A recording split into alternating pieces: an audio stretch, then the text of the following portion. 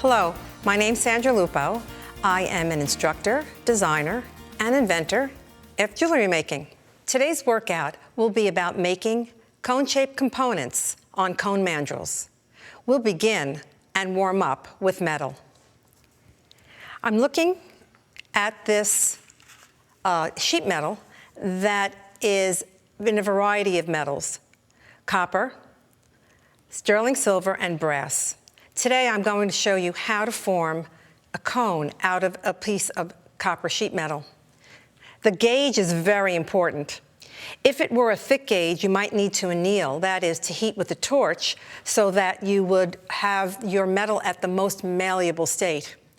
But I've chosen for this exercise to work with a thinner gauge, let's say a range of 30 gauge to 36 being the thinnest. The metal that I'm going to show you and work with is a 34 gauge, and it is in copper. But first, I'll need a template. I'll cut a template out of paper, and first of all, I'll trace it. And I'll trace it according to the cone mandrel size that I plan to use. There's a variety of cone mandrel diameters, and the one that I choose is right here. It's called a large cone mandrel. You can see that shape. It's made of solid steel, and it will fit nicely into the bench vise so that I can hammer form it and hammer it. But we'll get to that. So what I'm going to do is make a paper template. I have some copy paper right here. I've already designed or traced or chosen some of the templates I'll need for a particular size. And for this large mandrel, I'm going to work with this one right here. I'll trace it a little bit more, and I'm building in a tab also. So in order to get it onto the metal, I'll need to cut it out with a pair of scissors. Now these are paper scissors, as opposed to a sheet metal cutting scissor that I will also show you to cut the metal with. So here's some paper craft, some fun things to do. And once I've cut it and I'm successful with this shape, then I will keep this template for future use and build on it. Or I could actually photocopy and continue to utilize that shape that I've discovered. What I'm going to do is to wrap it around that mandrel. Now, the mandrel that you see placed into the bench vise is a duplicate of the one that I have in my hand. And I will use this to form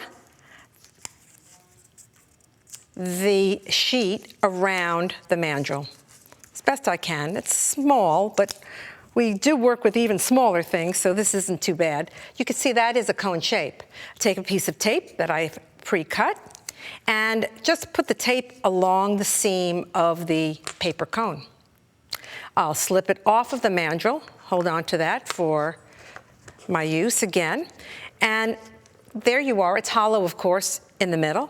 And there's a little bit of metal here, a little bit of paper here that I will cut the shape of the metal to it. But first, on the opposite side of the paper template, away from the seam, I will take the paper cutting scissors and just slice up the length of the paper.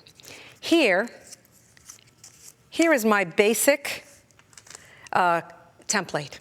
I'll place it onto the metal. Now I'm going to put away the paper cutting scissors and bring out the heavy-duty metal cutting scissors. I'll just tape this onto the edge. Why not use the edge of the metal while you have a nice clean cut edge? So I'll put just some paper glue on there and position it along the edge of the metal. Now I've got it ready to cut. And again, these are cutters for shears. They're cutters for cutting sheet metal. I'm going to cut around the tab and then continue up the tab. Now again, this sheet metal is about a 34, 36 gauge, so it's really easy to work with. Cut around it.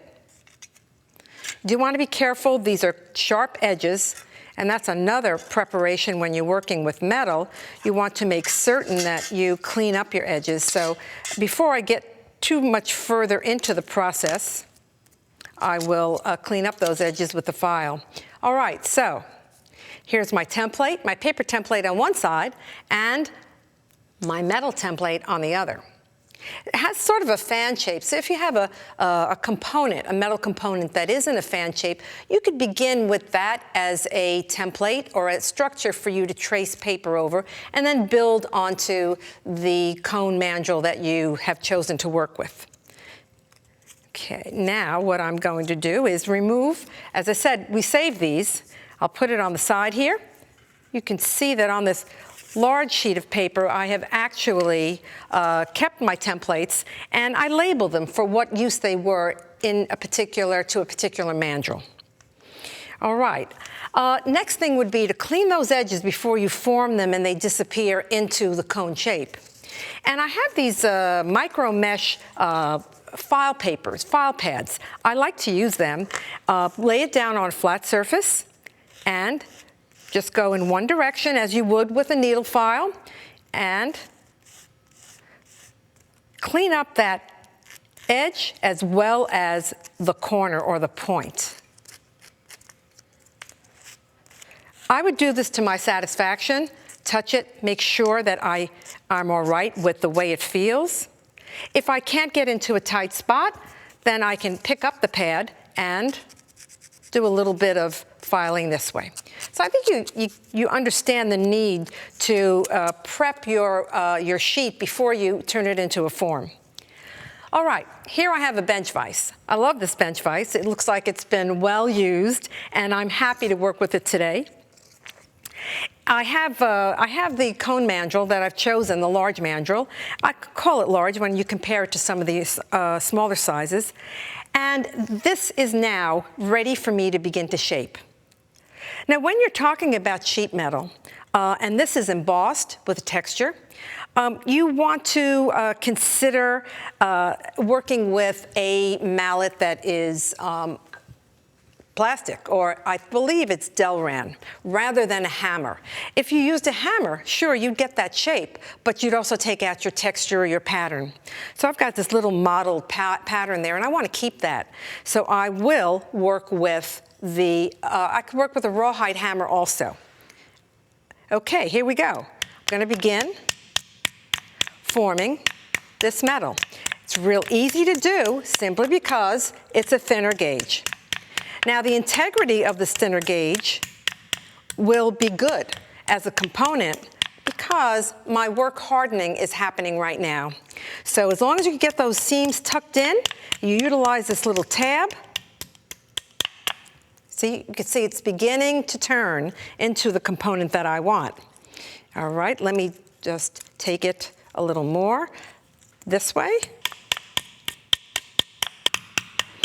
Of course, this is becoming work hardened as I go. And so, as I said before, it becomes a stable component and very useful for whatever you want to use it as, housing for tassel, if you want to make earrings with it. Particularly great in this gauge for earrings, simply because it's so lightweight. And I do have examples to show you. All right, now here is the shape that I made. Obviously a cone. And I've got my little tab right here, but I do need to trim away some of it. Just show you how it looks. And I'm not done with the shaping. I'll take what is called a forming pliers, and one side is conical and round, and the other side is flat.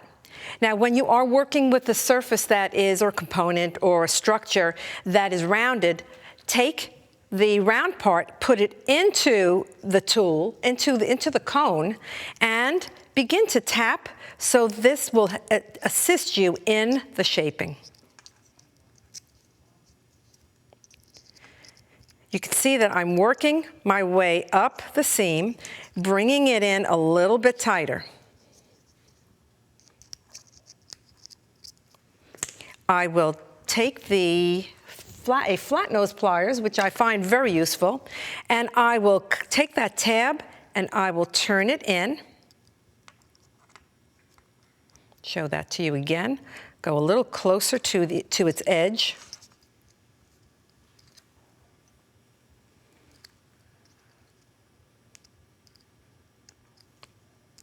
And then I can actually trim away the excess there with my metal shears. Let me show you this. Just a little snip. Watch your fingers. These are very, very sharp. All right. I have my cone shape. Now, one of my examples actually has the paper inside. I left it in so that you could see that there's the tab. The tab's been folded in, so you can identify that against the paper. So that is how you create a cone shape. Now, in terms, I would again finish. I might use a round needle file to go into the component and to do a little bit of cleaning up at the edges. And certainly, again, on top of a micro mesh or other type of emery paper file pad. And I find it's just so much easier to lay it on the table, lay it on a flat surface, and just move your piece along it to file it down and to get an even surface. Even rotate your hand. And in metalworking, we never only file in one direction. We do file in one direction, but we turn the component so that we can access it on all of its sides. So it is truly flat and flush and hopefully nice and clean.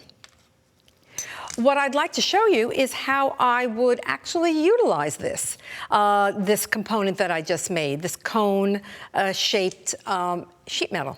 I have examples here of a necklace that I did as a tassel holder, and everyone loves tassels. I have always loved tassels, so this is a great application for me, and it is lightweight. I've actually finished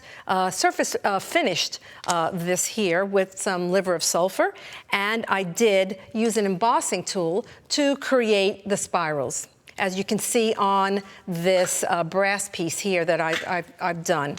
And of course, for earrings, it's a very, very lightweight component. What I have done is I pre-made this cone, and I even embellished it with some wonderful flat back crystals. I have a head pin.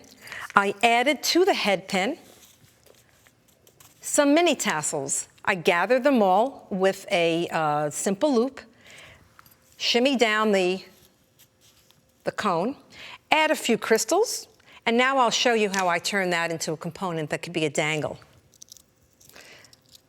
You're all familiar with creating a simple loop. When you've taken an earring design class, I'll need a chain nose pliers to make a bend in the wire. I will need a cutter, a flush cutter, to cut that wire to a manageable size so that I can then turn it with the round nose pliers, which I have in my hand. Create your loop, and your component is ready for you to use. So we've warmed up with sheet metal.